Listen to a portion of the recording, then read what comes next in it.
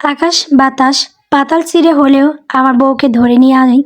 এই বিয়ে না করে আমি এক পাও নড়ছি না। এই নিয়ে সপ্তমবার আহিয়ানের একই বক্তব্য শুনে বাড়ির সকলেই বেজায় বিরক্ত। এমনি বউ পালানোর চিন্তায় সবাই চিন্তিত, তার উপর বর যদি এমন কথা বলে তবে কারই বা ভালো লাগে। কিন্তু আহিয়ান যে দমবার পাত্র নয়, বাসার মেহমানরা বউ পালানোর কথা শুনে কানাঘুষা করে অনেক আগেই চলে গেছে। বসে আছে শুধু বাড়ির লোকেরা। তুই এখনো না গিয়ে দাঁড়িয়ে আছিস কেন ইরফান? আমার বউকে যদি আমি না পাই তাহলে তোর বউকেও আমি তোর কাছে যেতে দেব না। ইরফান বন্ধু কথায় নাক মুখ কুঁচকে বলল, আমার বোন এখনো তোর বউ হয়নি, কিন্তু তোর বোন অলরেডি আমার বউ। কথাটা বলে ইরফান একবার তাকালো তার মায়ের পেছনে দাঁড়ানো আরুষির দিকে। মেয়েটা কাঁদছে, কিন্তু তার চোখের জলের চেয়ে নাকের জলই বেশি পড়ছে, যা দেখে এক দীর্ঘশ্বাস ছাড়ল ইরফান। এর মাঝেই ইরফানের বাবা আমিরুল সিদ্দিকী বলে উঠলেন, শান্ত হও তোমরা তো। পুলিশ আর আমাদের লোকেরা তো খুঁজছে, ইনুকে পেয়ে যাবে খুব শীঘ্রই। ভুলে যেও না ওটা তোমারই মেয়ে। এমন ইঁদুরের গর্তে গিয়ে লুকাবে সারা পৃথিবী খুঁজেও পাবে না। সালমা জামানের কথায় আশাহত হলেন আমিরুল সিদ্দিকী। তার স্ত্রী ভুল কিছু বলেনি, মেয়েটা যে বড্ড কি বিচ্ছু। এসব শুনে আহিয়ান নিজের অস্থিরতা আটকে রাখতে পারল না। শ্বশুর মশাই যাওয়ার আগে আপনি তো কথা দিয়েছিলেন আমার বউকে দেখে রাখবেন, তাহলে এই 5 বছরে বউ এত উচ্ছৃঙ্খল হলো কি করে? আমিরুল সিদ্দিক কিছু বলার ভাষা খুঁজে পেলেন না। বিয়ের কথা শুনে কাল অবধি তো তার মেয়ে হাসি খুশি ছিল, কিন্তু কে জানতো এই হাসি খুশি মুখের আড়ালে তার এত কুখ্যাত প্ল্যান লুকিয়ে আছে। এদিকে ছেলের এমন কথায় ফরিদা ইয়াসমিন এগিয়ে এসে বলল, ইনু মনে হয় এই বিয়েতে রাজি ছিল না। চিন্তা করিস না বাবা, আমি আরও ভালো মেয়ে খুঁজবো তোর জন্য। মায়ের কথা শুনে আহিয়ান তেলে বেগুনে জ্বলে হিসিয়ে বলল, আমার অন্য কোনো মেয়ে চাই না, আমার ইনায়াকেই চাই। ও জন্মানোর পর তোমাদেরকে বলতে বলেছিল আহিয়ান দেখ এটা তোর বউ, এখন আমার ওকেই চাই। ছেলের কথা শুনে ফরিদা ইয়াসমিনের মুখটা কালো হয়ে গেল। একবার ছেলের রাগে লাল হওয়া মুখটা দেখে তিনি চাইলেন স্বামীর পানে। আরমান মির্জা মুখ ভোঁতা করে বসে আছেন। তিনি বুঝে পান না তার স্ত্রীর মতো শান্ত প্রকৃতির দম্পতির ঘরে এমন নির্লজ্জ ছেলের জন্ম হলো কী করে। এদিকে আহিয়ান সারা ঘরময় পায়চারি করে কিছু একটা ভেবে ইরফানের হাত ধরে টেনে বাইরে নিয়ে যেতে যেতে অস্থির কণ্ঠে বলল, তাড়াতাড়ি চল, বউ মনে হয় বেশি দূর পালাতে পারেনি, জলদি ধরতে হবে। অন্যদের ওপর আমার ভরসা হচ্ছে না। আজ ইনায়া সিদ্দিক আর ডক্টর আহিয়ান মির্জার বিয়ে ছিল। আসলে তাদের বিয়ের ছোট থেকেই পারিবারিকভাবে ঠিক করা ছিল। আমিরুল সিদ্দিক আর আরমান মির্জা বেস্ট ফ্রেন্ড, তাদের বাড়িও পাশাপাশি। তাদের বাবা দাদাও ছিলেন একে অপরের বেস্ট ফ্রেন্ড। মানুষ বংশ পরম্পরায় সম্পদ পেলেও তারা পেয়েছেন এই বন্ধুত্ব, যদিও এতে তারা মহাখুশি। আমিরুল সিদ্দিক পেশায় একজন রিটায়ার্ড আর্মি অফিসার, আর বর্তমানে তিনি তাদের পারিবারিক ব্যবসা সামলাচ্ছেন। আর আরমান মির্জা পেশায় একজন ডাক্তার। আমিরুল সিদ্দিক আর সালমা জামানের 2 সন্তান, বড় ছেলে ইরফান সিদ্দিক আর ছোট মেয়ে ইনায়া সিদ্দিক। অপরদিকে আরমান মির্জা আর ফরিদা ইয়াসমিনের ও 2 সন্তান, বড় ছেলে আহিয়ান মির্জা আর ছোট মেয়ে আরুষি মির্জা। সবই ঠিকঠাক ছিল যতদিন না ইনায়ার জন্ম হয়, আর যতদিন না ফরিদা ইয়াসমিন মুখ ফসকে বলে ফেলেন ইনায়াকে আহিয়ানের বউ বানাবে। ব্যাস, এরপরেই বদলে গেল সব। আহিয়ান আমিরুল সিদ্দিককে আঙ্কেল পরিবর্তে শ্বশুরমশাই ডাকা শুরু করলো, আর ছোট ইনায়াকে রাখলো কড়া মিলিটারি ট্রেনিংয়ে সিদ্দিক ভিলার সামনে এসে দাঁড়িয়েছে কয়েকটা গাড়ি। তা থেকে হন্তদন্ত হয়ে এক লোক বন্দুক হাতে বের হয়ে এসে সজোরে লাথি মারল লোহার গেটে। সাথে সাথে দরজাটা হাঁক করে খুলে গেল। সিকিউরিটি গার্ড শহরের নামকরা গোন্ডাকে বাড়ির সামনে দেখে ভয় পেয়ে সরে গেল। বাধা দেওয়ার চেষ্টা করলো না। লোকটা ভেতরে প্রবেশ করবে তার আগে পিছন থেকে আরেকজন লোক এসে হাঁপাতে হাঁপাতে বলল, বস ভেতরে ঢোকার প্রয়োজন নেই, ভাবি পালিয়েছে। এই কথা শুনে পুরুষটার কপালে কয়েকটা ভাঁজ পড়ল। পরক্ষণেই তা মিলিয়ে গিয়ে ঠোঁটে ফুটিয়ে উঠল এক তৃপ্তির হাসি। আমি আগে জানতাম শুধু আমার মনেই পাখি নেই, পাখির মনেও আমি আছি। আরে বস, আপনার কি কিছু কমতি আছে নাকি? আপনি সব দিক থেকে 100-তে 100। ভাবি ভালো না বেশি যাবে কোথায়? নিজের সেলার কথাই যেন গর্বে বুকটা ফুলে ফেঁপে উঠিল তাশফিক মাহবুবের। গর্ব করে বলল, কি করব বল, আমি মানুষটাই এমন, শুধু কখনো অহংকার করি না। কিন্তু তোর ভাবি এসব বুঝলই না। যাই হোক, আমার পাখি কোথায় গেছে খোঁজ নে তাড়াতাড়ি। আর ওই শালা আহিয়ানেরও খোঁজ লাগা। শালা 2 দিনের ছকরা এসেছে আমার পাখিকে উড়াল দিয়ে নিয়ে যেতে। ওকে বস। তারপর তাশফিক একবার সিদ্দিক বেলার দিকে তাকিয়ে বলল, থাক, অন্য একদিন না হয় শ্বশুর বাড়িতে ঢোকার যাবে, কি বলিস? হ্যাঁ বস। তারপর দলবল নিয়ে চলে গেল সেখান থেকে। সিকিউরিটি গার্ড যেন হাঁপ ছেড়ে বাঁচল। ভাগ্যিস গুলি টুলি করে দেয়নি। এই সকল দৃশ্য একটু দূর থেকে দেখলো কালো পোশাক পরা আরেক দল ব্যক্তি। আর সাথে সাথে ফোন করলো কাউকে। রিসিভ হলেই অপর পাশ থেকে একজন রাগী কণ্ঠে বলে উঠল, থামিয়েছিস বিয়ে? প্রয়োজনে ওই ডাক্তারকে মেরে হসপিটালে পাঠিয়ে দে। তাও এই বিয়ে যেন না হয়। তার আর প্রয়োজন নেই স্যার, ম্যাম পালিয়েছেন। আর বিয়ে থামানোর জন্য তাশফিক মাহবুবও এইখানে এসেছে। এই কথা শুনে অপর পাশ থেকে লোকটা হিসিয়ে বলে উঠল, তোদেরকে আমি দায়িত্ব দিয়েছি আমার ফুলকে চোখে চোখে রাখার, তারপরও ওর চারপাশে এত মৌমাছির আনাগোনা কেন? গার্ডটা ভয়ে ভয়ে বলল, সরি স্যার, এরপর থেকে খেয়াল রাখবো। গার্ডের কথায় পুরুষটি দাঁত মিট করে বলল, তোদের আর কিছু করতে হবে না।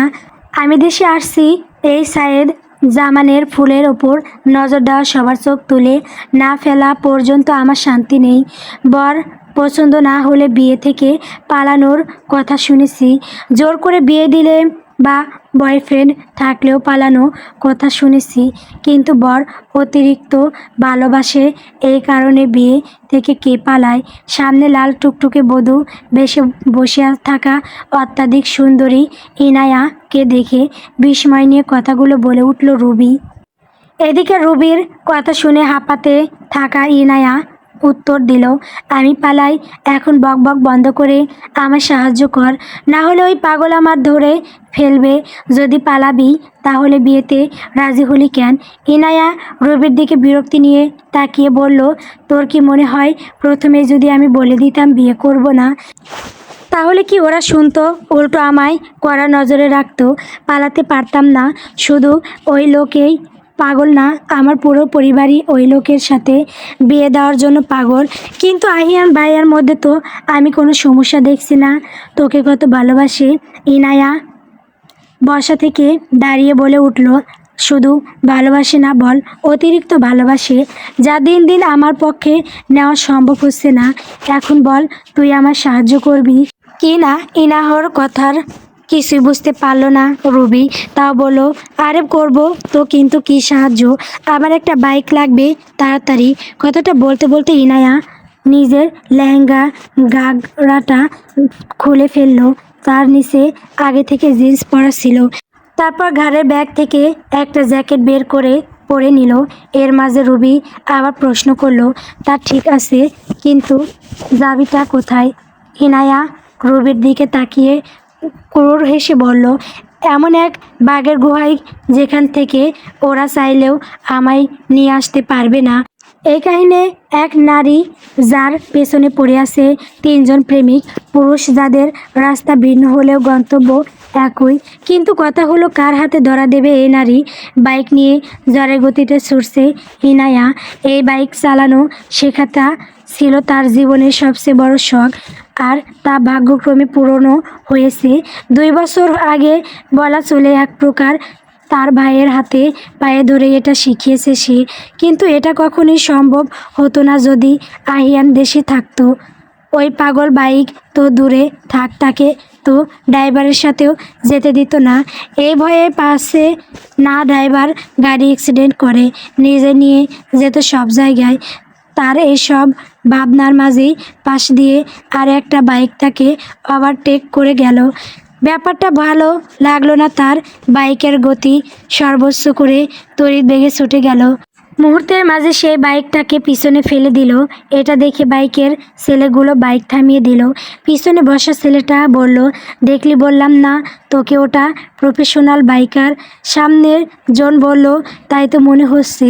জিন্স, তার উপর কালো জ্যাকেট, সাথে হেলমেট পরা ইনায়াকে তারা ছেলেই ভাবল। এদিকে ইনায়াহর বাইক এসে থামলো ঢাকা থেকে কিছুটা দূরে অবস্থিত পাশাপাশি থাকা দুটো ডুপ্লেক্স বাড়ির সামনে। দুই বাড়ির নেম প্লেটে জলজল জামান মঞ্জিল 1, জামান মঞ্জিল 2। এই দুটো বাড়ি তার দুই মামার। জামান মঞ্জিল 1 থাকে তার বড় মামা সেলিম জামান, এটা তার পৈতৃক সূত্রে পাওয়া বাড়ি। আর পাশেই জামান মঞ্জিল 2 থাকে তার ছোট মামা সোহেল জামান। কিন্তু কিছু অদ্ভুত কারণে বড় মামা সেলিম জামানের সাথে সকলেই দ্বন্দ্ব অহর্নিশ। ব্যতিক্রম শুধু ইনায়া। সেলিম জামান নিজের কোনো মেয়ে না থাকায় একমাত্র বোনের একমাত্র মেয়েকে তিনি অসম্ভব ভালোবাসেন। তবে বোনের সাথে কথা বলেন না বহু বছর। সালমা জামান প্রেম করে আমিরুল সিদ্দিককে পালিয়ে বিয়ে করেছিলেন, যা আজও মানতে পারেননি তার দুই ভাই। সেই রেশ ধরেই তারা ইনাহর বিয়েটাও মানেন না। ইনায়া জামান মঞ্জিল 1-এর সামনে দাঁড়াতেই দেখলো দারোয়ান ঘুমে ঢলে পড়ছে। ইনায়া বাইকের হর্নও বাজালো 2 বার। বাইকের হর্নে দারোয়ান এক লাফে উঠে পড়ল। ইনায়া নিজের হেলমেটটা খুলতেই দারোয়ান তাকে চিনতে পেরে মিষ্টি হেসে দরজাটা খুলে দিয়ে বলল, আরে আম্মাজান, আপনি এত রাতে একা আইছেন? ইরফান বাবার সাথে আসে নাই? আরে খারান, আজকে না আপনার বিয়ে ছিল? ইনায়া বাইকটা পার্ক করে ভেতরে যেতে যেতে বলল, পালিয়ে এসেছি মতিন চাচা। মতিন মিয়া অবাক চোখে তাকিয়ে থাকলো ইনায়ার যাওয়ার দিকে। ইনায়া বাড়ির সদর দরজার সামনে আসতেই একটু থেমে জিন্সের পকেট থেকে একটা ড্রপ বের করে কয়েক ফোঁটা চোখে দিল। সাথে সাথেই চোখ থেকে পানি পড়তে থাকলো। হায় হায়, এত জ্বলছে কেন? যাকগে, কাজ হলেই হলো। তারপর কয়েকবার কলিং বেল চাপতেই দরজা খুলে দিল বাড়ির কাজের মেয়ে কলি। আজকের দিনে ইনায়াকে দেখে সে নিজের চোখ কুচলে জিজ্ঞেস করলো, আমি কি চোখে ঠিক দেখতাছি? এটা কি আপনি আপামনি? হ্যাঁ, এটা আমি। এখন গলা ছেড়ে চেঁচা তো দেখি কলি। কলি অবাক হয়ে বলল, কিন্তু কেন আপামনি? ইনায়া বিরক্ত হয়ে বলল, আরে তুই গায়িকা হতে চাস না? আর গায়িকাদের গলার জোর থাকতে হয়। এখন শুরু কর তাড়াতাড়ি। বোকা কলি ওপর নিচে মাথা নাড়িয়ে চেঁচিয়ে উঠল, ও বড় আম্মা গো, দেইখা যান কি হইছে, তাড়াতাড়ি নিচে নামেন, সর্বনাশ হইয়া গেছে। কিছুক্ষণের মাঝেই হড়বড় করে নিচে নেমে এলেন সেলিম জামান আর তার অর্ধাঙ্গিনী রাবিয়া বেগম। তাদেরকে দেখে মুহূর্তেই পাল্টে কেঁদে উঠল সে। দৌড়ে গিয়ে জড়িয়ে ধরল রাবিয়া বেগমকে। তিনিও স্নেহের হাত বুলালেন তার মাথায়। এদিকে এত রাতে প্রাণপ্রিয় ভাগ্নিকে দিন নিজের বাসায় এমন কান্নারত অবস্থায় দেখে অবাক হলেন সেলিম জামান। উদ্বিগ্ন কণ্ঠে জিজ্ঞেস করলো, আমাজান, আপনি আজকের দিনে এখানে? কিছু কি হয়েছে? কান্না করছেন কেন? সেলিম জামান ইনায়াকে আপনি বলেই সম্বোধন করেন, কিন্তু কেন তা ইনায়া জানে না। মামার প্রশ্নে ততক্ষণে চোখ জল, লাকের জল এক করে ফেলেছে ইনায়া। কান্না ভেজা কণ্ঠে বলল, আমি পালিয়ে এসেছি, ওরা আমায় নিয়ে যাবে বড় মামা, কিছু করো। এই কথা শুনে সেলিম জামান হতভম্বিত হয়েছে বললেন, পালিয়ে এসেছেন মানে? আপনার আব্বা যে বলল আপনি এ বিয়েতে রাজি, তাহলে ওই বেটা কি আমায় মিথ্যা কথা বলছে? মিথ্যেই তো বলেছে, আমি এই বিয়েতে রাজি না।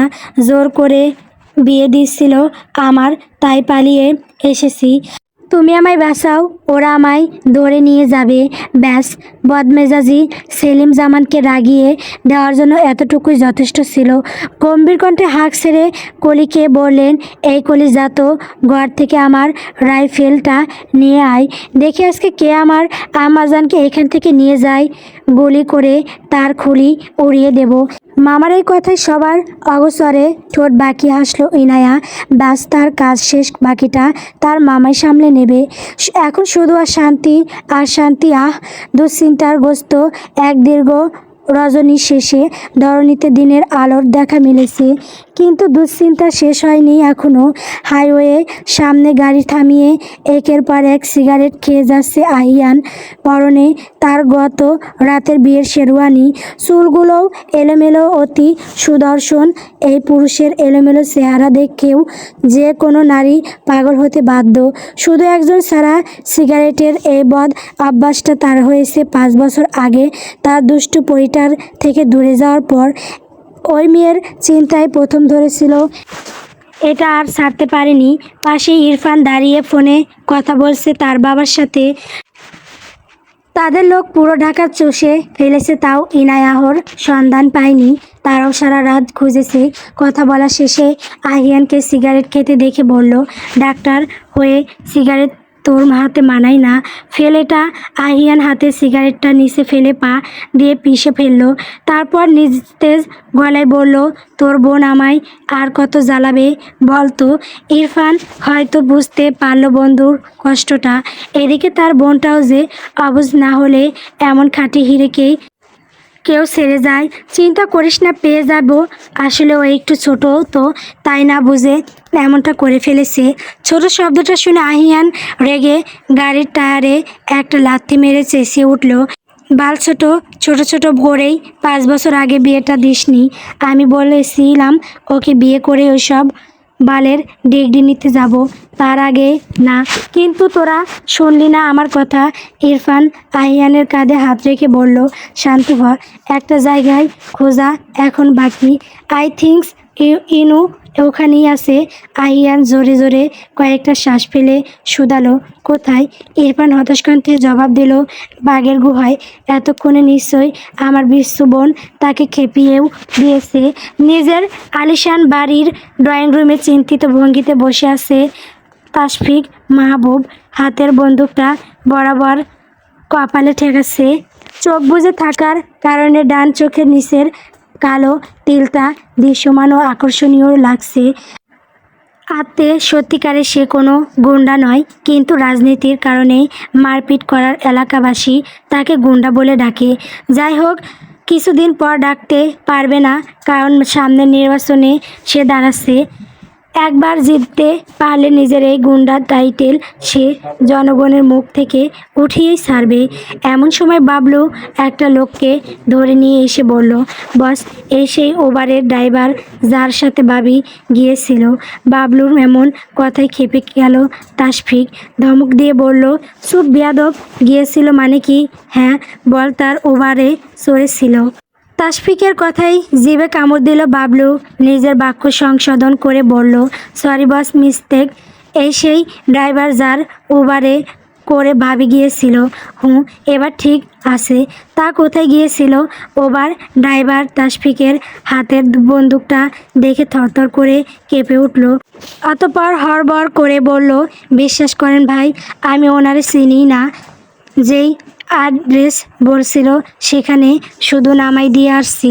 ড্রাইভারের কথা শুনে তাশফিক শুধালো, কথায় নামিয়ে দিয়ে এসেছিলি? সাথেও কেউ ছিল? না ভাই, সাথে কেউ ছিল না, কিন্তু নামাই দেওয়ার পর একটা মেয়ে আসছিল তার কাছে। বাবলু অ্যাড্রেসটা নিয়ে ওকে ছেড়ে দে, আর ওই মেয়েটাকে তুলে নিয়ে আয়। তাশফিকের কথার গোর বিরোধিতা করে 2 হাত পিছনে দিয়ে টান হয়ে দাঁড়িয়ে বাবলু বলে উঠল, ভাবি ব্যতীত আপনার জন্য অন্য কোনো মেয়েকে তুলে আনতে পারবো না বস, এটা সম্ভব না। এই হাদারাম বাবলুর এমন কথা শুনে নিজের মাথা দেওয়ালে ঠুকতে ইচ্ছে করছে। তাশফিকের পাশে দাঁড়ানো দেলোয়ারকে উদ্দেশ্য করে বলল, এই দেলু, এটার মাথায় 2টো বাড়ি মারতো। তাতে যদি সুবুদ্ধি ফিরে। এই গাদার প্রিয় বসের মুখে নিজের নামে এমন কথা শুনে মুখটা কালো করলো বাবলু।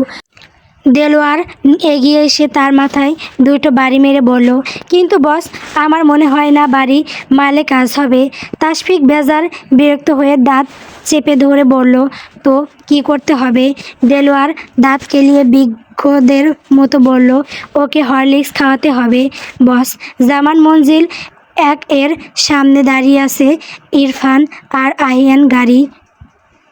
আহিয়ান বাইরে নামলেও ইরফান এখনও গাড়ির ভেতরে বসে আছে।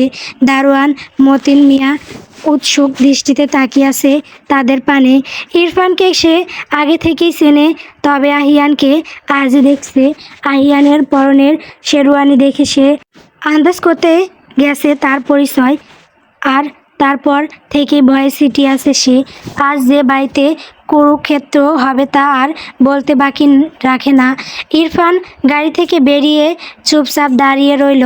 তাকে চুপচাপ গাড়ির সামনে দাঁড়িয়ে থাকতে দেখে আহিয়ান প্রচণ্ড বিরক্ত হচ্ছে। তুই কি ভেতরে ঢুকবি নাকি এখানে দাঁড়িয়ে থাকার প্ল্যান আছে?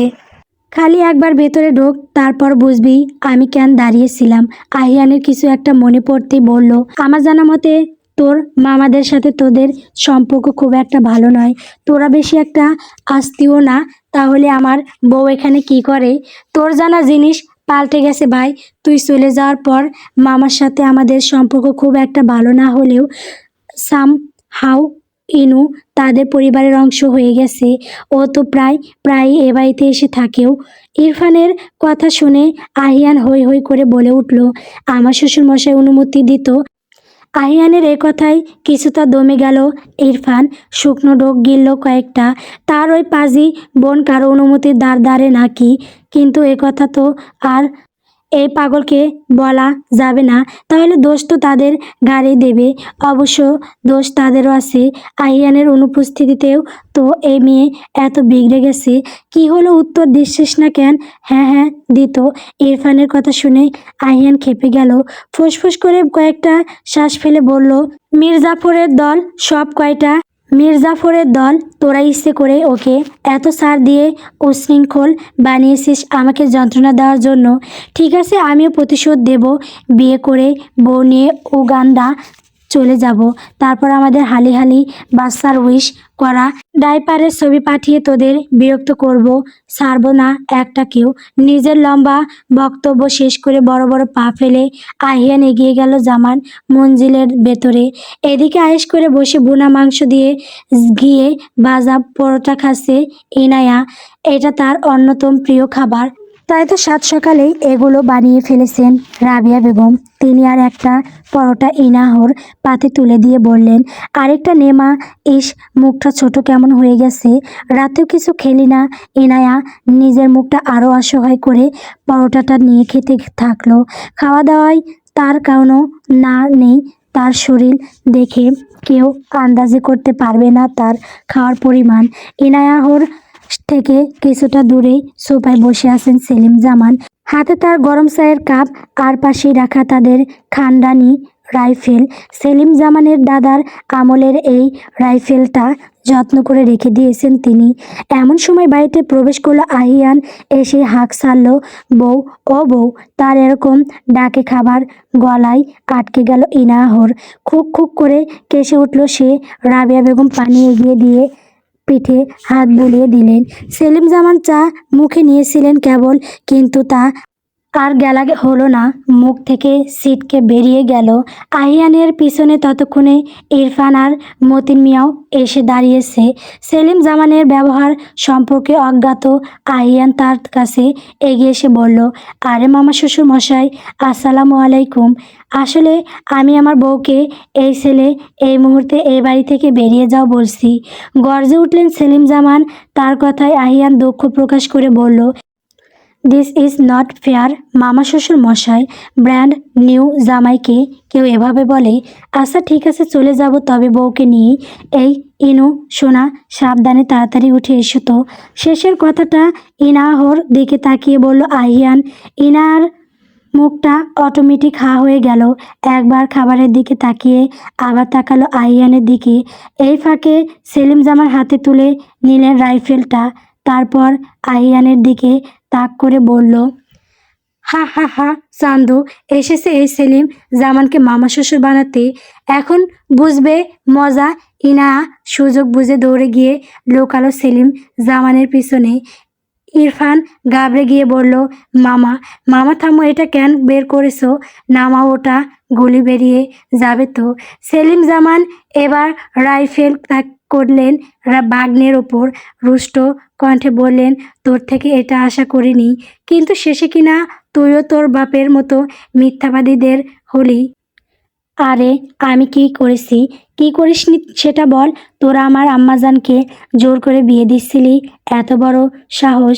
এই মেয়ে যে মিথ্যে বলেছে তা ইরফান ভালোই বুঝতে পারলো। তাই তো কটমট চোখে একবার তাকালো মামার পিছনে লুকিয়ে থাকা ইনাহর দিকে। ভাইয়ের চাউনি দেখে ইনা 32 পাটি বের করে হাসলো।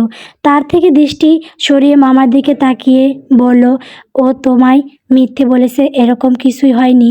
ও যে এই বিয়েতে রাজি না সেটা তো আমাদের বলেইনি। সেলিম জামান রাইফেলটা একটু নাড়িয়ে বলে উঠলেন, একদম মিথ্যে বলবি না আমার আম্মাজানের নামে। ইরফানের সাথে কথা বলার ফাঁকে আহিয়ান ইনা হাত টেনে নিয়ে কাছে নিয়ে আসলো। ব্যাপারটা ইনাহর মাথায় ঢুকতেই হাত মুচড়াতে মুচড়াতে চেঁচিয়ে উঠল সে, বড় মামা। বাগ্নির চিৎকারে কথা নামিয়ে সেদিক তাকিয়ে সেলিম জামান গুলি করার প্রস্তুতি নিয়ে বললেন, এই ছোকরা ডাক্তার, ভালোই ভালোই ওর হাত ছাড়ো বলছি। আহিয়ান ইনাহর হাত আরও শক্ত করে ধরে বলল, আরে আরে মামা শ্বশুর কি করছেন? রাইফেলটা নামান, বসে কথা বলি, লেগে যাবে তো। কোন বসাবসি নেই, ওর হাত ছেড়ে এখনই বের হও বাড়ি থেকে, না হলে গুলি করে খুলি উড়িয়ে দেব। বউ ছাড়া আমি যাবই না। তবে রে, এবার শুরু হলো টানাটানি, কেউই কাউকে ছাড় দিতে রাজি না। এদিকে আহিয়ান ইনাহাকে ধরে টানছে, তার পিছনে আবার ইরফান আর মতিন মিয়া তালে তালে সরে যাচ্ছে, কখন না আবার গুলি তাদের গায়ে এসে লাগে। অপরদিকে সেলিম জামান রাইফেল তাক করছে তাদের দিকে, তার পিছনে তার অর্ধাগিনী আর কলি দাঁড়িয়ে বাধা দেওয়ার চেষ্টা করছে। এক পর্যায়ে বিকট শব্দে গুলি বের হয়ে গেল, কিন্তু ভাদ্রক্রমে তা গিয়ে লাগলো একটা ফুলদানিতে। সকলেই তাকালো সেদিক পানে। তখনই আরেকটা গুলি বের হবার শব্দ হলো, কিন্তু এবার আর সৌভাগ্য কাজে লাগেনি। গুলিটা গিয়ে সোজা লেগেছে মতিন মিয়ার পাছায়। ব্যথায় চিৎকার করে উবু হয়ে পড়ে গেলেন তিনি। সকলে সব ভুলে দৌড়ে গিয়ে গোল হয়ে জড়ো হলো তার পাশে। কিন্তু এ কি, এটা তো রাবার বুলেট। ইরফান অবাক হলো বেশ। এই রাবার বুলেটের জোরে তার মামা এতদিন তাদেরকে ভয় দেখিয়েছে। এদিকে আহিয়ান চেক করে দেখলো বেশি একটা ক্ষতি হয়নি মতিন মিয়ার, শুধু একটু ব্যথা পেয়েছেন। হুট করে আহিয়ান মতিন মিয়ার পানে ইশারা করে আফসোসের সুরে বলল, দুধ, মামা শ্বশুর তো এই গুলি দিয়ে দারোয়ান চাচার পেছনই উড়িয়ে দিতে পারলো না, আমার খুলি উড়াবে কিভাবে? হজরত শাহজালাল আন্তর্জাতিক বিমানবন্দরের সামনে একদল লোক নিয়ে দাঁড়িয়ে আছে হাসান। কিছুক্ষণের মধ্যে এয়ারপোর্ট থেকে বেরিয়ে এলো সেই কাঙ্ক্ষিত ব্যক্তি যার জন্য এত অপেক্ষা। তাকে দেখে হাসান দৌড়ে গিয়ে তার হাত থেকে লাগেজটা নিয়ে বলে উঠল, আপনার তো আরও আগে আসার কথা ছিল স্যার, অনেকটা দেরি হয়ে গেল যে। সায়েদ গম্ভীর কণ্ঠে বলল, ওয়েদারের কারণে ফ্লাইট ডিলেই হয়েছে। এখন বল আমার ফুল কোথায়? স্যার, আপনার প্রতিবেশীর বাসায়। হাসানের কথায় ব্রজরা সংকুচিত হলো। সায়েদের কপালে কয়েকটা ভাঁজ পড়ল, তা দেখে হাসান তড়িঘড়ি করে বলে উঠল, না মানে আপনার চাচার বাসায়। উত্তরটা শুনে ঠোঁট বাঁকিয়ে হাসলো সায়েদ, তারপর উঠে বসলো গাড়িতে। নাকে হাত দিয়ে মালিশ করে ব্যথা চেষ্টা করছে ইরফান। আর কিছুক্ষণ পর পর আর চোখে তাকাচ্ছে রাগে ফুঁসতে থাকার আহিয়ানের পানে। সকাল গড়িয়ে সন্ধ্যা হয়ে গেছে। সেই সকালের ঝগড়ার এক পর্যায়ে সে আহিয়ানকে এক প্রকার জোর করেই জামান মসজিদ থেকে বের করে নিয়ে এসেছে, আর তার খেসারত দিতে হয়েছে তার নাকটাকে। কিন্তু সে বা কী করবে? যত জোরই করুক, তার বোনকে তো নড়াতেই পারেনি আহিয়ান। মেয়েটা দিন দিন এমন জেদি হয়ে উঠেছে যে এখন ওকে বোঝানো আর দেওয়ালের সঙ্গে কথা বলা একই কথা। তারা এখন দাঁড়িয়ে আছে জামান মঞ্জিলের পিছনের ফাঁকা রাস্তায়। সামনের দিকটা এড়িয়ে চলাই ভালো। সেলিম জামান যদি আবার বেরিয়ে আসে তবে আর রক্ষা নেই। বাতাসে ভাসছে সতেজ এক গন্ধ। সন্ধ্যা আলোয় তাদের দুজনের মুখেই ক্লান্তির ছায়ার মলিন। ইরফান টিস্যুটা ফেলে দিয়ে নতুন একটা টিস্যু হাতে নিল, নাক চেপে ধরে নিচু গলায় বলল, চল বাড়ি ফিরে যাই। 2 দিন পর ইনু একাই চলে আসবে দেখবি। আহিয়ান উত্তেজনায় গাড়ির ডিকিতে সজোরে ঘুষি মারল। ঠান্ডা দাঁতে আওয়াজটা ফাঁকা রাস্তায় প্রতিধ্বনিত তুলল, তোর বোনকে না নিয়ে যাব না আমি। এই মেয়ে হাতের বাইরে চলে গেছে, দেখেছিস কতটা অবাধ্য হয়ে উঠেছে। আমার কথা শুনছেই না। কান ইউ ইমার্জিন? ইরফান হতাশ কণ্ঠে বলল, কিন্তু কতক্ষণ এভাবে দাঁড়িয়ে থাকবি? গত রাতের পোশাকে গা ম্যাচ ম্যাচ করছে, ক্ষুধায় পেট চুচু করছে। আহিয়ান সোয়াল শক্ত করে বলল, কিছু করার নেই, এভাবেই বসে থাক রাত পর্যন্ত। ইরফান গভীর দীর্ঘশ্বাস ফেলল। কিছু বলার নেই আর। বন্ধুর জেদের সামনে সে অসহায়। সন্ধ্যার ম্লান আলোয় তাদের ছায়া লম্বা হয়ে পড়েছে রাস্তার ধারে। হালকা বাতাসে গাছের পাতাগুলো দুলছে, যেন তারও অপেক্ষা করছে হাত নামার। জামান মঞ্জিল 2 লাগাতার কলিং বেল বাজতে দেখে রোকেয়া বেগম রান্নাঘর থেকে বিরক্তি নিয়ে বেরিয়ে এসে বললেন, বাড়িতে এত মানুষ থাকতে দরজাটা আমাকেই খুলে দিতে হয়? এক একটা নবাবজাদা দরজা খুলে দিলে তাদের হাত ক্ষয়ে যাবে। কথাগুলো বলে বিরক্তি নিয়ে দরজা খুলে দিতেই তার মুখটা হা হয়ে গেল সামনে নিজের বড় ছেলেকে দেখে। মুখ দিয়ে অস্পষ্ট স্বরে বললেন, হেলির ধূমকেতু। কথাটা বলার সময় তার গলার স্বর এত নিচু ছিল যে অন্য কেউ হয়তো বুঝতে না, কিন্তু সায়েদ শুনে ফেলল পরিষ্কার। তবে সে অবাক হলো না। মায়ের মুখ থেকে এমন অদ্ভুত উপাধি সে ছোটবেলা থেকে শুনে আসছে। মাথা না ঘুরিয়ে কেবল নিঃশব্দে ভেতরে ঢুকে গেল, যেন কিছুই শোনেননি। রোকেয়া বেগমের গলা আবার ভেসে এলো পিছন থেকে। নাটকীয় ভঙ্গিতে বললেন, তা কি মনে করে আজ আপনার চরম ধুলি পড়ল এই অদমের গহে?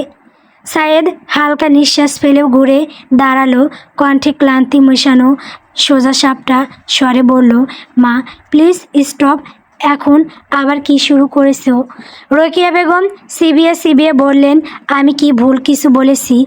তোকে তো বছরে এক আধবারই দেখা যায়, এবার কিন্তু সেই সংখ্যাটা একটু বেশি হয়ে গেল না? মায়ের কথার কোনো উত্তর না দিয়ে সায়েদ নিজের রুমে যেতে যেতে বলল, আমার রুমে একটা কফি পাঠিয়ে দিও প্লিজ। রোকেয়া বেগম কোনো কথা না বলে ছেলের যাওয়ার পানে তাকিয়ে থাকলেন। সায়েদ সাধারণত তার ঢাকার অ্যাপয়েন্টমেন্টই থাকে বেশিরভাগ সময়। বাড়িতে আসে বছরে 2-1 বার, কিন্তু এবার সে এসেছে 3 বার, যার কারণে রোকেয়া বেগমের এমন অদ্ভুত আচরণ করা। রোকেয়া বেগম আর রাবেয়ার বেগম আপন 2 বোন। রাবিয়া বেগমের সাথে সেলিম জানানের বিয়ের কিছুদিন পরেই সোহেল জামানের সাথে রোকেয়া বেগমের বিয়ে হয়। সেই সময় 2 বোনের আনন্দের সীমা ছিল না। তারা ভাবতে একই বাড়িতে একসাথে থাকবে, প্রতিদিন একে অপরের পাশে, একসাথে চা খাওয়া, আড্ডা, সংসারের গল্প, সব কিছু ভাগাভাগি হবে। কিন্তু ভাগ্যের হিসেব ছিল আলাদা। 2 ভাইয়ের মধ্যে জমে থাকা পুরনো দ্বন্দ্ব ধীরে ধীরে এমন রূপ নিল যে এক ছাদের নিচে থাকা অসম্ভব হয়ে উঠল। শেষে বাধ্য হয়ে তৈরি হলো 2 ভিন্ন বাড়ি। জামান মঞ্জিল 1 এবং জামান মঞ্জিল 2, একই রক্তের মানুষ, একই পরিবার। তবুও দেওয়ালের এক পাশে ও এখনও নীরবতা, অন্য পাশে তিক্ত অভিমান। দেখতে দেখতে দৈনন্দিতে নেমে এলো রাত। সাধারণত জামান মঞ্জিল 1-এ রাত 9টার পরে সবাই ঘুমিয়ে পড়ে। যেহেতু তাদের 2 যমজ ছেলের হোস্টেলে থাকে, তাই এই নিয়ম মান্য করা খুব একটা কঠিন নয় তাদের জন্য। আজকেও তারা ব্যতিক্রম হলো না। 9টা বাজার সাথেই পুরো বাড়ির লাইট বন্ধ হয়ে গেল। এই সুযোগের অপেক্ষাতেই তো ছিল আহিয়ান। আর এক মুহূর্ত সময় ব্যয় না করে দেওয়াল টপকে ঢুকে পড়ল ভেতরে। দারোয়ান মতিন মিয়া এখন হাসপাতালে ভর্তি, তাই সেলিম জামান নিজে মূল ফটকের তালা ঝুলিয়ে রেখেছেন। আহিয়ানের দেখা দেখি অগত্যা ইরফান কেউ যেতে হলো তার সাথে। আহিয়ান ইরফানের কাছ থেকে আগেই জেনে নিয়েছে নায়া কোনো রুমটাই থাকে। সৌভাগ্যক্রমে সেই রুমের সাথে একটা লাগোয়া বেলকনি আছে। ব্যাস, আহিয়ানকে আর পাইকে আহিয়ান বাগান থেকে লম্বা একটা মই টেনে নিয়ে এসে বারান্দার দেওয়ালের সাথে ঠেকিয়ে দিল। আর সেই মইটা ধরে রাখার দায়িত্ব পড়ল ইরফানের কাঁধে। ইরফান মইটা ধরে আফসোস করে বলে উঠল, কী দিনকাল পার পড়ল ভাই, শেষমেশ কিনা নিজের বোনকে কিডন্যাপ করায় সাহায্য করতে হচ্ছে। ইরফানের কথায় বিরক্ত হয়ে আহিয়ান বলল, চুপচাপ মই ধরে থাক, পড়ে গেলে তোর বোনেরই ভবিষ্যৎ অন্ধকার। কোমর ভাঙা বরকে টানতে হবে সারা জীবন। ইরফান মুখ বিকৃত করলেও চুপ করেই রইল। আহিয়ান ধীরে ধীরে মই বেয়ে উঠল উপরে, তারপর অতি সন্তর্পণে ঢুকে পড়ল বেলকনিতে। বেলকনির সাথে লাগানো দরজাটা খোলাই ছিল। ঘরের মধ্যে মিটমিট করে চলছে একটা কমলা রঙের ডিম লাইট। সেই আলোয় আহিয়ান স্পষ্ট দেখতে পেল বিছানায় উপর উবু হয়ে শুয়ে ফোন ঘাঁটতে থাকে ইনায়াকে। ফোন চালানোর এক পর্যায়ে ইনায়া বুঝতে পারল তার পিছনে কেউ একজন দাঁড়িয়ে আছে। প্রথমে একটু ভয় পেলেও পরে সাহস করে পিছনে তাকাতেই আহিয়ানকে দেখে চিৎকার করার আগে আহিয়ান তার মুখ চেপে ধরল। রাগে হিসিয়ে বলে উঠল, আপনার খুব শখ হয়েছে আমার থেকে পালানোর, তাই না বৌজান? ইনায়া ছটফট করতে লাগলো, মরিয়া হয়ে ছাড়াতে চাইল নিজেকে, কিন্তু বলিষ্ঠ দেহের আহিয়ানের সাথে পেরে ওঠা কি এতই সহজ? তবু সে হার ছাড়তে নারাজ। শেষমেশে দাঁত বসালো আহিয়ানের হাতে। আহিয়ান মুখ বিকৃত করল ব্যথায়, তবুও ছাড়ল না, বরং আরও শক্ত করে ধরল। তারপর ঠান্ডা গলায় বলল, বাহ, তোর দাঁতে তো বেশ জোর হয়েছে ইনু। সমস্যা নেই, আমরা আবার দাঁতের জোর পরিষ্কার করব কেমন? আহিয়ানের এই কথা এক প্রকার শান্ত হয়ে গেল ইনায়া। মনে পড়ে গেল অনেক বছর আগের একটা ঘটনা। তখন তার বয়স 7, আহিয়ানের 15। ইনায়া তার সমবয়সী এক ছেলের সাথে খেলছিল তাদের বাড়ির সামনে। আর এই দৃশ্য আহিয়ান স্কুল থেকে এসে দেখে রাগে ইনায়াকে টেনে বাড়িতে নিয়ে আসার সময় ইনায়া তার হাতে কামড়ে দিয়েছিল। ব্যাস, এর শাস্তি স্বরূপ তাকে এক বোল আইস চিবিয়ে চিবিয়ে খেতে হয়েছিল। দাঁতের 12টা বেজেছিল আর তারপরই এসেছিল দুম জ্বর। অবশ্য তার সেবা করেছিল আহিয়ান নিজেই, অন্য কাউকে ঘেঁষতে দেয়নি কাছে। এদিকে ইনায়াকে শান্ত হতে দেখে তার মুখ থেকে হাত সরিয়ে নিল আহিয়ান, কিন্তু এই সুযোগে ইনায়া দৌড় লাগালো দরজার পানে। আহিয়ান গভীর নিঃশ্বাস ফেলে বড় বড় পা ফেলে গিয়ে চেপে ধরল তাকে।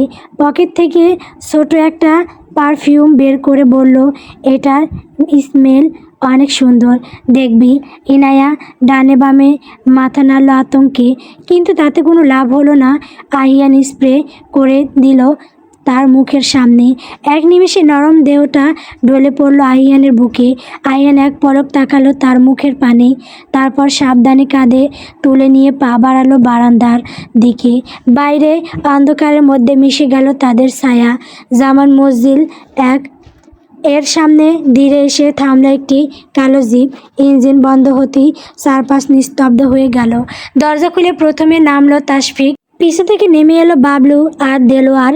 আর সে বেশি আনেনি সাথে, সামনের রাস্তায় পাশাপাশি দাঁড়িয়ে থাকা দুটো বাড়ি, প্রায় অভিন্ন দরজা, বেলকনি, এমনকি নাম ফলক পর্যন্ত যেন একই হাতে তৈরি। এটা দেখে একটু কপালে বাজ ফেলে তাশফিক বলল, তোরা কেমন করে এত নিশ্চিত হলি আমার পাখি এ বাড়িতেই আছে? পাশের বাড়িটাতেও তো একই রকম দেখতে। বাবলু তৎপর ভঙ্গিতে এগিয়ে এসে গলায় আত্মবিশ্বাস জড়িয়ে বলল, বস, আমি খোঁজ নিয়ে দেখেছি, ভাবি জামান মসজিদ 1-এ আছেন। একদম পাক্কা নিউজ। তার কথায় ফোরন কাটল দেলোয়ার। ঠোঁটের কোণে বিদ্রুপের হাসি টেনে বলল, ভাবি তো জামান মসজিদ 2 তেও থাকতে পারে। বাবলুর কানে হয়তো ঠিকঠাক শোনেনি। সকালে হরলিক্স খেতে ভুলে গেছে বোধহয়। মুহূর্তে বাবলুর মুখ লাল হয়ে উঠল। এই দেলুর কাজই হচ্ছে তাকে বসের চোখে ছোট করা। তাই তো সব সময় তার কথার বিপরীতে কথা বলে। দাঁত চেপে বাবলু বলল, চুপ কর দেলোয়ার, আমি নিশ্চিত ভাবে এখানেই আছেন।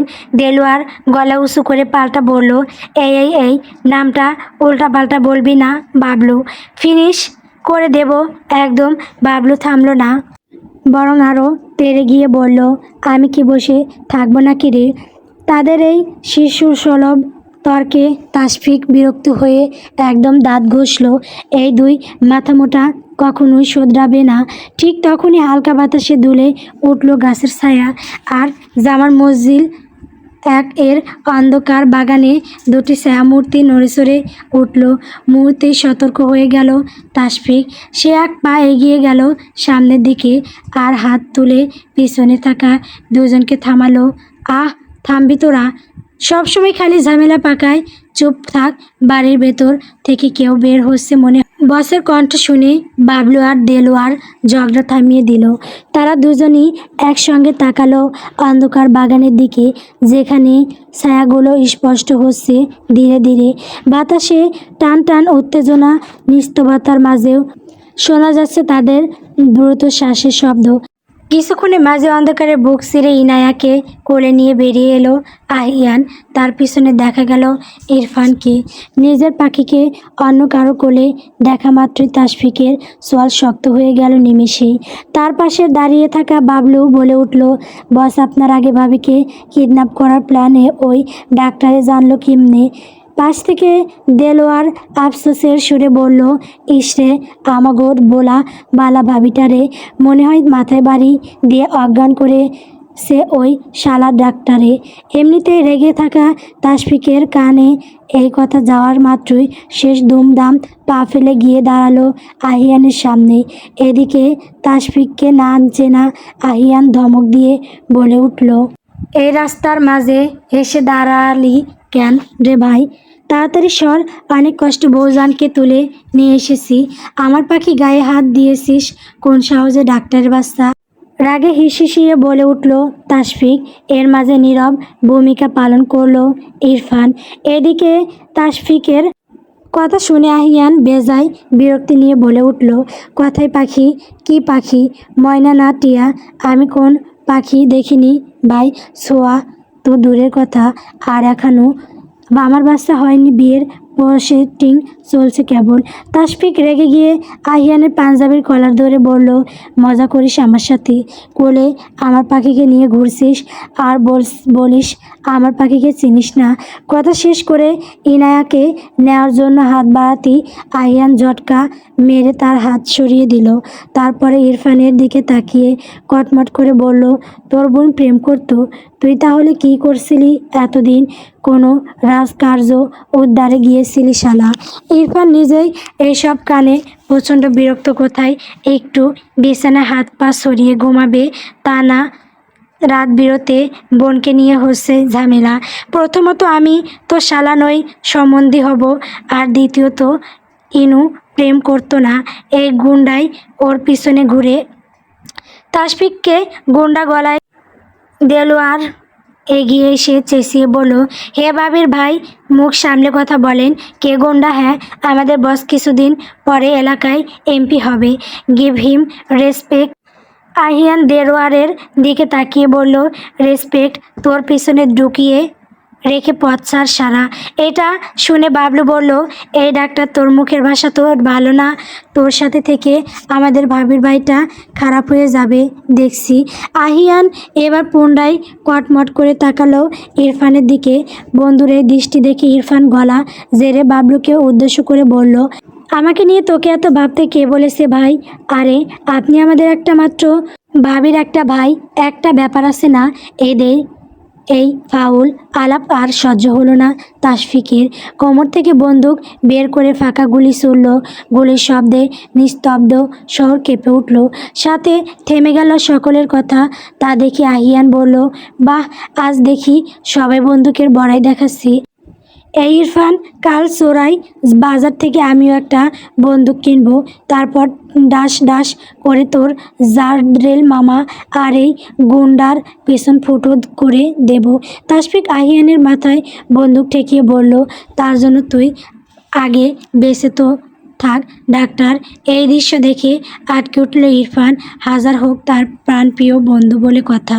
আহিয়ান তাসফিকের দিকে তাকিয়ে বাঁকা হেসে বলল, ভয় দেখাচ্ছিস নাকি? এই তাসফিক মাহমুদ শুধু ভয় দেখায় না, তা বাস্তবে পরিণত করে দেখায়। কি হচ্ছে এখানে? গম্ভীর কণ্ঠ শুনে সকলে সেদিকে তাকিয়ে দেখতে পেল সায়েদ জামানকে। সাদা টি শার্ট আর গ্রে কালারের ট্রাউজার পরে দাঁড়িয়ে আছে সে।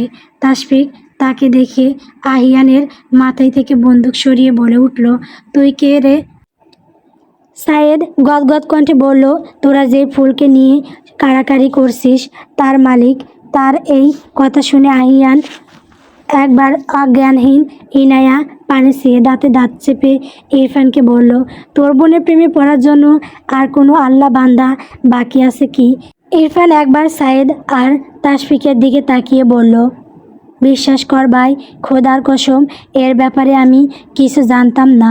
একই সময় তাসফিক, বাবলু আর দেলোয়ারের দিকে চোখ গরম করে তাকাতেই তারা বলে উঠল, বস, আপনার রাজনীতির কসম, বাবির দিকে আমরা ঠিকঠাক নজর রেখেছি, কিন্তু এই মালকে কখনো দেখিনি। তাদের কথা শুনে সায়েদ আর আহিয়ান একসাথে বলে উঠল, আমার বইয়ের দিকে নজর রেখেছিস মানে? আমার ফুলের দিকে নজর রেখেছিস মানে? এবার আহিয়ান আর সায়েদের চোখাচোখি হয়ে গেল। দুজনের চোখেই জ্বলছে ক্রোধের আগুন। আহিয়ান এবার প্রচণ্ড ঠান্ডা গলায় বলল, দেখ মানছি বউ আমার আগুন সুন্দরী, তার মানে এই না যে তার উপর তোদের শকুনের নজর আমি সহ্য করব। জাস্ট স্টপ কলিং হার বউ।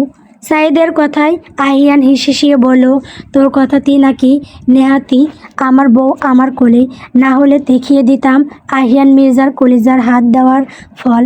সায়েদ কিছু বলতে যাবে তার আগেই বাড়ির ভেতর থেকে ভেসে এলো সেলিম জামানের কণ্ঠ। কে রে এই রাত বিরতে আমার বাড়ির সামনে? গুলি করে আজ সব কটার খুলি উড়িয়ে দেব। বড় মামার কণ্ঠ শুনে ইরফান এক লাফে আরিয়ানের কাছে এসে ইনায়াকে ঝট করে কোলে নিয়ে নিল। আহিয়ান ব্যাপারটা বুঝতে পেরে ইরফানের দিকে রাগি চোখে তাকালেও লাভ হলো না। ইরফান বোনকে নিয়ে গাড়ির কাছে যেতে যেতে বলল, বাপ, তোরা সারা রাত ঝগড়া কর, ঝামেলা কর, মারামারি কর, আরও যা ইচ্ছে সব কর, শুধু আমার বোনটাকে রেহাই দে। সায়েদ আর তাসফিক কিছুটা খুশি হয়েছে ইনায়াকে আহিয়ানের কাছ থেকে কেড়ে নেওয়ায়। এদিকে আহিয়ান তাদের যাওয়ার পানে তাকিয়ে বলল, শালা তুই খালি আর একবার আরোর আশেপাশে আয়, দেখ আমি কি করি। ইরফান একটু চেঁচিয়ে বলল, ও আমার বিয়ে করা বউ, ওর আশেপাশে কেন? ওর সাথে সারাদিন লেপ্টে থেকে লুটুপুটু করলেও আমায় কেউ কিছু বলতে পারবে না।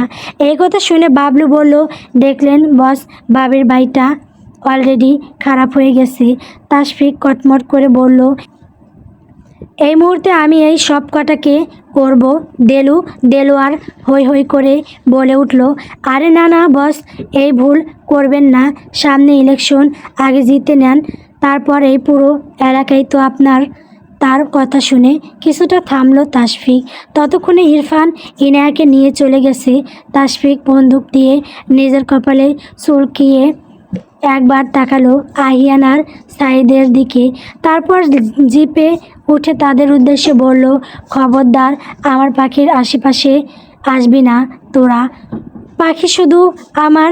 আহিয়ান বলল, শালা আমার বউকে আর একবার উল্টোপাল্টা নামে ডাকলে তোর জিপ ছিঁড়ে ফেলবো। তাসফিক নিচে নামতে চাইলে তাকে থামিয়ে দিল বাবলু, কুল বস কুল, ওই ডাক্তারের মাথায় সিট আছে, আমরা যেটার পর ওকে শিক্ষা দেব। দেলু গাড়ি ছাড়। কিছুক্ষণের মাঝে জিপটা ছেড়ে দিল, ফাঁকা রাস্তায় শুধু দাঁড়িয়ে থাকলো সায়েদ আর আহিয়ান। আরিয়ান একটু এগিয়ে গিয়ে সায়েদের উদ্দেশ্যে বলল, তোর ক্ষেত্রে সেম জিনিসটাই বরাদ্দ, কারণ যার দিকে তোরা চোখ দিয়েছিস, সেই মেয়েটা আহিয়ান মির্জার জীবনের সবচেয়ে মূল্যবান জিনিস। তার জন্য আমি এই পৃথিবী এপার ওপার করে দিতেও প্রস্তুত। সায়েদ তার ছিল হেসে বলল, যেই মেয়ের জন্য এত কিছু বলছি সে কি তোকে ভালোবাসে? তোকেও তো বাসে না, তোকে চেনে কি না তা নিয়েও সন্দেহ আছে। সায়েদ ঠোঁট বাঁকিয়ে ডেভিল স্মাইল দিয়ে বলল, সায়েদ জামান সব কিছু কেড়ে নিতে বেশি পছন্দ করে। সহজে পাওয়া জিনিস তার পোষায় না।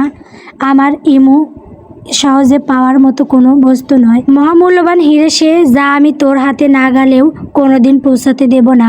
যাই হোক, আমার বিয়ে খেতে আসিস। আফটার অল তুই আমার ফিউচার বাচ্চাদের মামা বলে কথা। আর কোনো কথা না বলে চলে গেল আহিয়ান। ততক্ষণে ড্রাইভার তার গাড়ি নিয়ে এসে দাঁড়িয়েছে জামান মসজিদ এর সামনে। আর এদিকে জামান মসজিদের সব কটা লাইট জ্বলে উঠেছে। হয়তো সেলিম জামান বাইরে আসার প্রস্তুতি নিচ্ছেন। এদিকে ফাঁকা রাস্তায় হাত মুষ্টিবদ্ধ করে নিজের রাগ নিয়ন্ত্রণের চেষ্টা করলো সাইদ, যার ফলে হাতের পেশিগুলো ফুলে ফেঁপে উঠল। তারপর বলল, আপাতত সাইদ তাশফিককে গোনার মাঝে নিল না। আর প্রথম টার্গেট এখন আহিয়ান। ঘুম ভাঙতেই ইনায়া নিজেকে আবিষ্কার করলো নিজের সেই সিরসেনা ঘরেই। শুধু তাই নয়, তাকে গিয়ে দাঁড়িয়ে থাকা সিরসেনা মুখগুলোও তার চোখে পড়ল একে একে। সালমা জামান মেয়ের ঘুম ভাঙতে দেখে আর ধৈর্য ধরে রাখতে পারলেন না।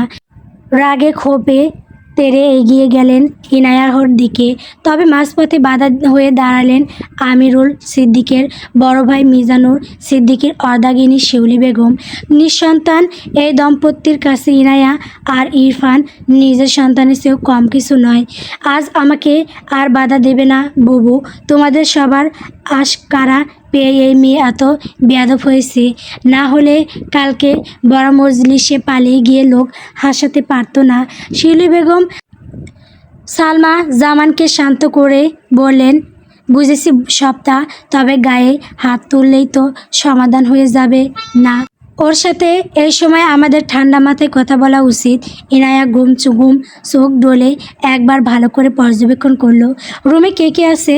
রুমে তার বাবা মা, ভাই, বড় আব্বু, বড় আম্মু ব্যতীত ঘরের এক কোণে কাঁদতে থাকা আরুষিকেও দেখতে পেল সে।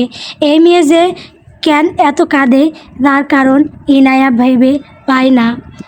ইনায়া আরও একবার ভালো করে চোখ বুলিয়ে নিল ঘরে। না, আহিয়ানকে কোথাও দেখতে পেল না। তার মানে সে এখানে নেই ভেবে স্বস্তির শ্বাস ফেলল ইনায়া। তার ভাবনা চিন্তার মাঝেই আমিরুল সিদ্দিক গম্ভীর কণ্ঠে বলে উঠলেন, তুমি কেন এই কাজটা করলে সেটা কি জানতে পারি? ইনায়া একবার তার বাবার দিকে তাকালো। তার বাবা যখন অত্যাধিক রেগে যান তখনই তিনি তাকে তুমি বলে সম্বোধন করেন। ইনায়া বুঝতে পারল সবটা। আর অবশ্যই সে চুপ থাকার মেয়ে নয়, তাই ফট করে বলে দিল, আমি বিয়ে করতে চাইনি, তাই পালিয়ে গেছি। তোমাদেরকে আগে বলে কি যেতে দিতে? দেখেছো বুবু, এই মেয়ে কীভাবে কথা বলছে? সালমা জামানের কথা শুনে শিউলি বেগম এগিয়ে গিয়ে তার পাশে বসে বললেন, কিন্তু তুই কেন এই বিয়েটা করতে চাস না আম্মা? আহিয়ান অনেক ভালো একটা ছেলে। তোরা তো একে অপরকে অনেক বছর থেকেই চিনিস। সবচেয়ে বড় কথা, সে তো তোকে অনেক ভালোবাসে। সেটাই তো সব থেকে বড় সমস্যার কথা। বড় মা ওটাকে ভালোবাসা বলে না, টর্চার বলে। সব সময় এখানে যাবি না, ওখানে যাবি না, এটা করবি না, ওটা করবি না। আমার এসব ভালো লাগে না, তাই আমি বিয়ে করব না তাকে। বোনের কথা শেষ হওয়ার সাথে সাথেই ইরফান বলে উঠল, এটা তো তোর ভালোর জন্যই বলে, বলদ। না হলে তুই যা বিচ্ছু, কখন কোনো আকাম করে ফেলবি কে জানে। ইনায়া রাগি চোখে তাকালো ভাইয়ের দিকে। মাঝে মাঝে তার ভাইয়ের ওপর তার এতটাই রাগ ওঠে ইচ্ছে করে গলা টিপে দিতে। ইরফান তো ভুল কিছু বলেনি। মা মিজানুর সিদ্দিকের কথা শুনে অসহায় চোখে তার দিকে তাকালো ইনায়া। সে কিছু বলতে যাবে তার আগেই আমিরুল সিদ্দিকের ফোনখানা সশব্দে বেজে উঠল। ফোন করা ব্যক্তির নাম দেখে মুখটা শুকিয়ে গেল তার। বিলম্ব না করে ফোনটা রিসিভ করতেই অপর পাশ থেকে ভেসে এলো সেলিম জামানের কর্কশ কণ্ঠ। না তিনি সালাম দিলেন না, সালাম দেওয়ার সুযোগ দিলেন। ফটাফট বলে উঠলেন, তোমার সাহস তো মন্দ নয়। মেয়েটাকে কোনো সাহসে তোমরা জোর করে বিয়ে দিচ্ছ না, মানে হয়েছে কি ভাইজান? আমিরুল সিদ্দিককে কথা শেষ করতে না দিয়েই অপর পাশ থেকে সেলিম জামান পুনরায় বলে উঠলেন, রাখো তোমার না মানে, খবরদার যদি ওকে আর একবার জোর করে বিয়ে দেওয়ার চেষ্টা করেছো তো তোমার একদিন কি আমার একদিন একেবারে গুলি করে খুলি উড়িয়ে দেব। ভাই ফোন করেছে বুঝতে পেরে স্বামীর কাছ থেকে সালমা জামান ফোনটা নিয়ে বলে উঠলেন, এটা ঠিক না ভাইজান, আপনি ওকে আশকারা কেন দিচ্ছেন? কাল ভরা মজলিসে ওভাবে পালিয়ে গিয়ে ও আমাদের মান সম্মান শেষ করে দিল। সেলিম যেমন সাধারণত বোনের সাথে বেশি একটা কথা বলে না, তবে আজ তিনি আর নিজের রাগকে আটকাতে পারলেন না। বা আজকে তো মান সম্মান আসছে কোত্থেকে তোমার? নিজে যখন পালিয়ে গিয়ে বাপ ভাইয়ের মুখে চুলকানি লাগিয়েছিলে তখন এই মান সম্মানের কথা মনে ছিল না? বড় ভাইয়ের কথা শুনে মুহূর্তেই তেজ কমে গেল সালমা জামানের। চুপসে গেলেন তিনি। অপর পাশ থেকে সেলিম জামান তখনও বলেই চলেছেন, অন্তত তোমার থেকে তোমার মেয়ে তো ভালো আছে। তুমি তো একটা ছেলের হাত ধরে পালিয়েছিলে, ও তো একা একাই এসেছে। সালমা জামান মিনমিন করে বললেন, আমি ওকে ভালোবাসতাম ভাইজান, সেটাই আমরা তোমাকে জোর করে বিয়ে দিয়েছিলাম বলেই তো ভালোবাসার মানুষের সাথে পালিয়েছো। তাহলে নিজের মেয়ের সাথে একই ভুল কেন করছো? ওকে সময় দাও, ও যাকে পছন্দ করে তাকে বিয়ে করবে। জোর জবরদস্তি করছু দেখছি না এখানে। আর কোনো কথা না বলে ফোন কেটে দিলেন সেলিম জামান। তার কল কাটার সাথে সাথেই জ্বর জ্বর করে কেঁদে দিলেন সালমা জামান। এই একটা ভুলের খোঁটা তাকে সারা জীবন সহ্য করতে হচ্ছে। তিনি সাহস করে আগেই যদি বলে দিতেন যে তিনি আমিরুল সিদ্দিককে ভালোবাসেন, তাহলে হয়তো আজ ভাইদের সাথে এই বিচ্ছেদ তার হতো না। স্ত্রীকে কাঁদতে দেখে আমিরুল সিদ্দিক বুঝে গেলেন তার ভাই তাকে কি বলেছেন। দীর্ঘ এক শ্বাস ফেলে তিনি বললেন, এসব বিষয়ে এখন বন্ধ থাক, চলো সবাই। একে একে সবাই চলে গেল। ইরফান যাওয়ার আগে নিজের অর্ধাঙ্গিনীর দিকে তাকিয়ে আফসোস করলো, এমন সিসকাঁদুনি মেয়ে তার কপালেই কেন জুটল। অতঃপর বোনের দিকে রাগি চোখে তাকাতে বলল, না আপনি ব্যা ব্যা করে কাঁদছেন কেন? আরও ভাবেই আপনার বর তো একদম সুস্থ স্বাভাবিকই আছে দেখলাম। আরুষি নাক টেনে বলল, তুই আমাকে আপনি করে কেন বলছিস? আর আমাকে না বলে চলে গেলি কেন? আরুষির কথা ইনায়া মুখ বাঁকিয়ে বলল, হ তোরে কই আর তুই কাইন্দা কাইন্দা সারা বাড়ি কইয়া বেড়াস। দাবাই তোকে সত্যি অনেক ভালোবাসি ইনু। ইনায়া কিছুক্ষণ চুপ থেকে বলল, কিন্তু আমি মনে হয় তোর দাবাইকেই ভালোবাসি না। কিন্তু কেন? ভালোবাসা একটা ফিলিংস, তোর ভাইয়ের জন্য। এটা ভেতর থেকে আমার আসে না। দেখলে শুধু ভয় করে। ইনুর কথায় আরুষি করুণ চোখে তাকালো তার দিকে। তার ভাই এই মেয়েটাকে পাগলের মতো ভালোবাসে, এতটাই যে আজ পর্যন্ত অন্য কোনো মেয়ের দিকে চোখ তুলে তাকায়নি পর্যন্ত। এই মেয়েটা কি সেটা জানে? তার উপর এত নিষেধাজ্ঞা আরোপ করে শুধুমাত্র ভয়ে পাচ্ছে না এই মেয়ে অন্য কাউকে মন দিয়ে বসে। এই মেয়ে কি তা বোঝে? শুধুমাত্র এই মেয়েকে নিজের অর্ধাঙ্গিনী বানানোর জন্য সকলের সব শর্ত মেনে নিজের ইচ্ছের বিরুদ্ধে সেই বিন্দেশে পাড়ি জমিয়েছিল। সেদিন তার ভাইয়ের চোখে এই মেয়ের নামে গড়িয়ে পড়া অশ্রু কি এই মেয়ে দেখেনি? এই মেয়ে কি অবলীলায় বলে দিল তার ভাইকে ভালোবাসে না? অথচ এই মেয়েকে না পেলে তার ভাই তো মরে যাবে, একেবারে নিঃশেষ হয়ে যাবে। তাহলে কি ওই গুন্ডা তাকে ভালোবাসিস? শুনলাম ওই লোকটা নাকি এবার ভোটে দাঁড়াচ্ছে। চেঁচিয়ে উঠল, কখনোই না, ওই লোকটাকে কে ভালোবাসতে যাবে? আর তাছাড়া আমি কারো মন বিহঙ্গন হতে চাই না। আমি তো মুক্ত বিহঙ্গন হতে চাই। দুই হাত দুদিকে প্রসারিত করে বলল ইনায়া। তা দেখে আরুষি তাচ্ছিল্য করে বলল, দেখিস তো কখনো না আবার তোর কারো মন বিহঙ্গন হওয়ার তীব্র ইচ্ছে জাগে, তবে সে তোকে তার মনে আর ঠাঁই না দেয়। ওই টাকলা নাকি আমাদের জনসভার আগের দিন নিজের জনসভা রেখেছে। তাশফিকের কথাই বাবলু বলে উঠল, হ্যাঁ বস, ইচ্ছে করেই এই পরিকল্পনা করেছে শালা। তাশফিক সোফায় আরাম করে বসে কিছুক্ষণ চুপ করে রইল। মনে মনেই প্রতিদ্বন্দ্বী প্রার্থীকে জব্দ করার একটা ফন্দি আটতে থাকলো। এর মাঝে তার পাশে দাঁড়িয়ে থাকা দেলোয়ার জোরে চিৎকার করে উঠল, আহ বস, ভূত! তার দেখা দেখি তাশফিক আর বাবলুও সেদিকে তাকিয়ে চেঁচিয়ে উঠল, আহ! তাদের চেঁচানো দেখে সিঁড়ি দিয়ে নামতে থাকা মধ্যবয়সী মহিলাও বিকট স্বরে চেঁচিয়ে উঠলেন, আহ! হোয়াট হ্যাপেন্ড মাই ছেলে, তুমি চিৎকার করলে কেন? এই বাবলু, তাড়াতাড়ি হুজুর ডাক, আমার মাকে জিনে ধরেছে। মিসেস আফরোজা খানিকক্ষণ বোকার মতো তাকিয়ে থেকে ছেলের এরূপ প্রতিক্রিয়ায় কারণ বুঝতে পারলেন। মুখে হাত দিয়ে বললেন, ও আমি তো মুখে ফেস মাস্ক লাগিয়েছি। তার কথা শুনে বাবলু বলল, মুখে মাস্ক কিভাবে লাগায় ম্যাডাম? তুই দেখি 1 নম্বরে ব্যাকগ্রাউন্ড। আরে এই যে মুখে দিয়েছি, দেখিস না? বাবলু তার কথা শুনে থতমত খেয়ে গেল। ব্যাকগ্রাউন্ড মানে? পাশ থেকে তাশফিক কপাল চাপড়ে বলে উঠল, আরে তোকে ব্যাকডেটেড বলেছে হতচ্ছাড়া। আর আমার ড্যার আম্মা, ওটা ফেস মাস্ক না, ফেস মাস্ক। ছেলের কথা শুনে মিসেস আফরোজা বললেন, ওই হলো একটা, আমি তোর মাদার, এখন তুই আমাকে শেখাবি নাকি? তাশফিক মাকে কিছু বলল না। তার মা নিতান্তই গ্রামের সহজ সরল চঞ্চল এক মহিলা, আর এই সহজ সরল মনোভাবই তার দাদুর মন কেড়েছিল। তাই নিজের একমাত্র ছেলে তাজিম মাহবুবের সঙ্গে বিয়ে দিয়ে নিয়ে এসেছিলেন তাকে।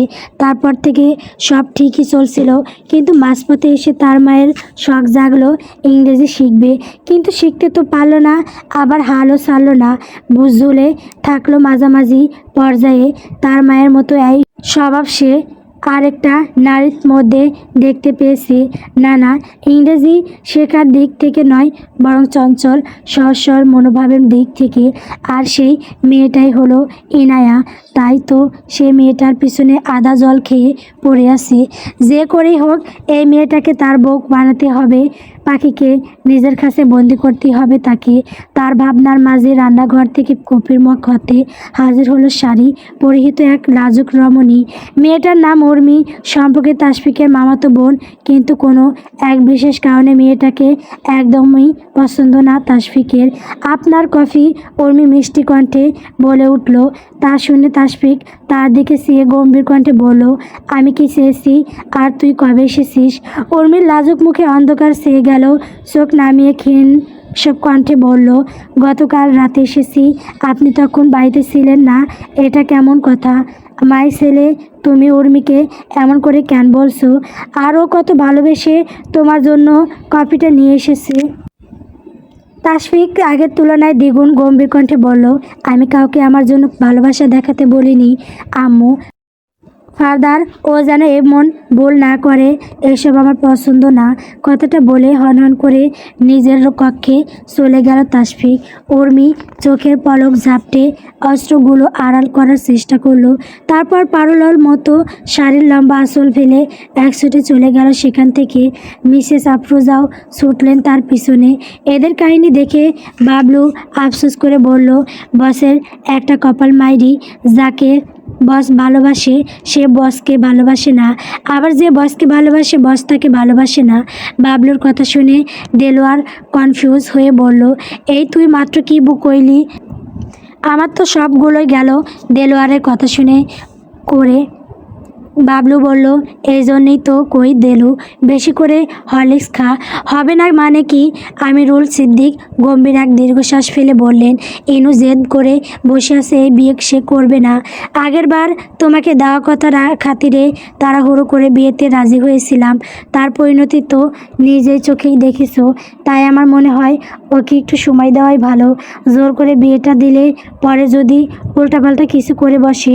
আরমান মির্জা বন্ধুর কথায় সায় দিয়ে শান্ত স্বরে যোগ করলেন, আমিও আমিরুলের সঙ্গে একমত। আগের বার তোমার জড়াজড়িতে রাজি হলেও এবার বলবো ইনুকে সময় দেওয়াটা খুব দরকার। শুরুতে সবার কথাই আহিয়ানের রাগ চরমে পৌঁছেছিল, কিন্তু ইনু নিজের ক্ষতি করতে পারে এই আশঙ্কাটুকু শুনেই যেন তার সমস্ত প্রতিবাদ স্তব্ধ হয়ে গেল। বাড়ি পায়ে সে বাড়ি ছেড়ে বাগানের দিকে এগিয়ে গেল। পিছন পিছন ছুটে এলো ইরফান। বন্ধুর উপস্থিতি টের পেয়ে আহিয়ান থমকে দাঁড়ালো। ক্ষীণ ভাঙা কণ্ঠে বলল, আমি কি তোর বোনকে খুব বেশি টর্চার করি? ইরফান তার কাঁধে শক্ত করে হাত রেখে বলল, তুই এসব ভাবছিস কেন? তুই যা করেছিস সবটাই তো ওর ভালোর জন্য। দুনিয়ার সব খারাপ থেকে ওকে আগলে রাখতেই তো তোর এই চেষ্টা। এসব বাদ দে, জানিসই তো ও কেমন। আইয়ানের চোখে একরাশ হতাশা জমে উঠল। জানতে আর পারল কই থাই। জানলে তো আগে বুঝতাম ও আমাকে ভালোবাসে না। ইরফান স্থির দৃষ্টিতে বন্ধুর দিকে তাকিয়ে বলল, ও তোকে ভালোবাসে, শুধু নিজেই সেটা বুঝতে পারছে না। ওকে সময় দে, একদিন ঠিকই বুঝবে। আহিয়ান কোনো উত্তর দিল না। আকাশের দিকে নিষ্পলক তাকিয়ে রইল। বুকের ভেতরে জমে থাকা তীব্র ব্যথাটা সে বন্ধুর সামনে উজাড় করতে পারল না। লম্বা লম্বা পা ফেলে গেট পেরিয়ে বেরিয়ে গেল গন্তব্যহীন কোনো ঠিকানায়। ইরফান দাঁড়িয়ে দাঁড়িয়ে শুধু তাকিয়ে রইল তার চলে যাওয়ার পথে। ঠিক তখনই পেছন থেকে ভেসে এলো নাক টানার শব্দ। পিছন ফিরে তাকানোর দরকার পড়ল না। ইরফান বুঝে গেল কে এসেছে। কি হয়েছে এখন? কান্নার কারণ কি? শান্ত স্বরে জিজ্ঞেস করলো সে। পিছন থেকে আরুষির বেজা কণ্ঠ ভেসে এলো, বায়ার জন্য কষ্ট হচ্ছে। ইরফান ঘুরে দাঁড়ালো। প্রিয়তমার রক্তিম অশ্রু ভেজা মুখটা দেখে আক্ষেপ মিশিয়ে বলল, বায়ের জন্য এত কষ্ট হয়, অথচ এই অদম তার জন্য একটু হয় না? আরুষি কথার মানে ধরতে না পেরে নির্বাক হয়ে তার দিকে তাকিয়ে রইল। সেই দৃষ্টি ইরফানের মনে আরও হতাশা ঢেলে দিল। সে আর কিছু না বলে মেয়েটার কোমর জড়িয়ে কাছে টেনে নিল। লজ্জায় আরুষির শরীর কেঁপে উঠল। চঞ্চল চোখে চারপাশে তাকিয়ে দেখলো কেউ দেখছে কি না। ইরফান ফিসফিস করে বলল, এদিকে এখন কেউ নেই, আর দেখলেও বাকি, বউ তো আমারই। আরুষি কোনো জবাব দিল না। তার নীরবতায় বলে দিল তার মনের ভেতর ভয়ানক ঝড় চলছে। মনে মনে ইরফান নিজের বলদ বোনটাকে একরাশ বকুনি দিল। মানুষ সারা জীবন চেয়েও ভালোবাসা পায় না, আর এই মেয়ে তা পেয়েও অবহেলা করছে। ইরফান স্নেহ ভরে আরুষির মাথায় হাত বুলিয়ে বলল, চিন্তা করিস না, সব ঠিক হয়ে যাবে। এই কথা শুনেই আরুষি তাকে শক্ত করে জড়িয়ে ধরল।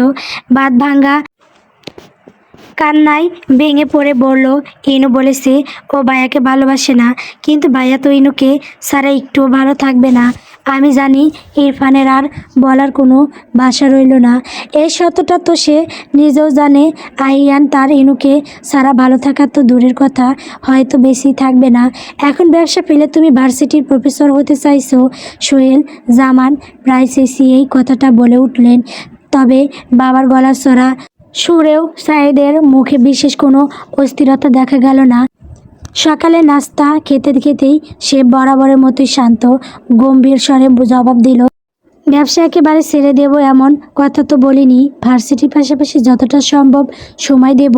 আর তাছাড়া সাজিদ তো আছেই। ভাইয়ের মুখে নিজের নাম শুনে সাজিদের গলায় খাবার আটকে গেল। সে এখন মাস্টার্স করছে। সাঈদের সে 5 বছরের ছোট সে, অথচ এখন এই অফিসে বসার বিন্দুমাত্র ইচ্ছে তার নেই। সোহেল জামান বিরক্ত কণ্ঠে বললেন, ও ব্যবসার কী বোঝে? সাঈদ ঠান্ডা মাথায় পাল্টা প্রশ্ন ছুড়ে দিল, আমি যখন প্রথম অফিসে জয়েন করেছিলাম তখন কি সব বুঝতাম? বড় ছেলের এই কথায় বিপরীতে আর কিছু বলার ভাষা খুঁজে পেলেন না সোহেল জামান।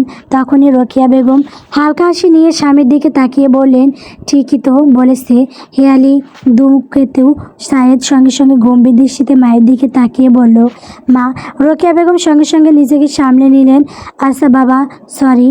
তো যা বলেছিলাম, সাজিদের তো আর কোনো কাজ নেই, খালি খাই দায় আর ঘুরে বেড়ায়, তাই ও অফিসে জয়েন করবে, কাজ শিখবে। একজনের উপর এত প্রেশার কী করে দাও তুমি? সোহেল জামান দীর্ঘশ্বাস ফেলে বললেন, আমি কি চাই না সাজিদ অফিসে জয়েন করুক, কিন্তু তোমার ছেলেই তো যায় না। রোকেয়া বেগম দীর্ঘস্বরে ঘোষণা করলেন, এখন থেকে যাবে সাজিদ। অসহায় চোখে মায়ের দিকে তাকালো। এমন মা থাকলে শত্রুর আর দরকার কি? তার বুকের ভেতর চাপা দীর্ঘ শ্বাস জমে রইল। এই ফাঁকে সোহেল জামান আবার প্রশ্ন তুললেন, কিন্তু সাঈদ প্রফেসর কেন হবে? এটা তো ওর ড্রিম ছিল বলেও আমার মনে হয় না। সাঈদ তখন খাওয়া শেষ করে উঠে দাঁড়িয়েছে, চেয়ারটা ঠেলে সরিয়ে গম্ভীর কণ্ঠে বলল, পাস্ট ইউজ পাস্ট। এখন আমি ভার্সিটিতে জয়েন করছি, এটাই ফাইনাল। এই নিয়ে আর কিছু শুনতে চাই না। কথা শেষ করেই হনহন করে চলে গেল সে। তার চলে যাওয়ার দিকে তাকিয়ে সোহেল জামান চাপা স্বরে আওলালেন, এই ছেলে কার মতো হয়েছে? কথাটা যতই আসতে বলুন না কেন, রোকেয়া বেগম ঠিকই শুনে ফেললেন। সঙ্গে সঙ্গে জবাব দিলেন, বাপের মতোই ঘাট তেরা হয়েছে। গল্প মন বিয়োগণ। গল্পটি কেমন হয়েছে কমেন্ট করে বলবেন। আমার চ্যানেলে নতুন নতুন গল্প পেতে আমার চ্যানেলটিকে সাবস্ক্রাইব করবেন। সাবস্ক্রাইব করলে গল্প দেওয়া হবে, তাছাড়া দেওয়া হবে না।